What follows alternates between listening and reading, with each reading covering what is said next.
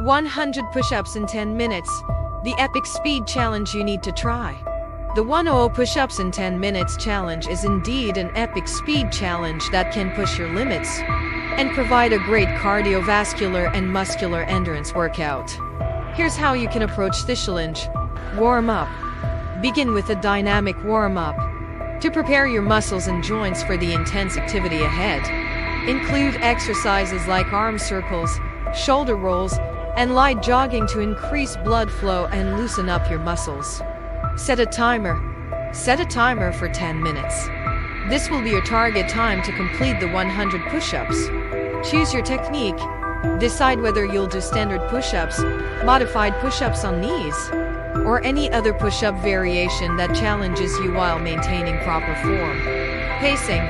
Break down the 100 push-ups into manageable sets based on your fitness level and capacity. For example, you could aim to complete 10 sets of 10 push-ups, 20 sets of 5 push-ups, or any combination that works for you. Focus on form. Maintain proper form throughout the challenge to prevent injury and maximize effectiveness. Keep your body in a straight line from head to heels. Engage your core and lower your chest to just above the ground with each repetition. Rest strategically. Take short breaks as needed to catch your breath and rest your muscles, but try to keep them brief to maintain momentum. Experiment with different rest strategies, such as taking breaks after completing a certain number of reps or at specific time intervals. Stay hydrated.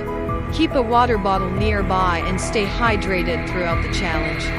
Replenishing fluids is crucial for sustaining performance and preventing dehydration. Mind over matter. Push yourself mentally as well as physically.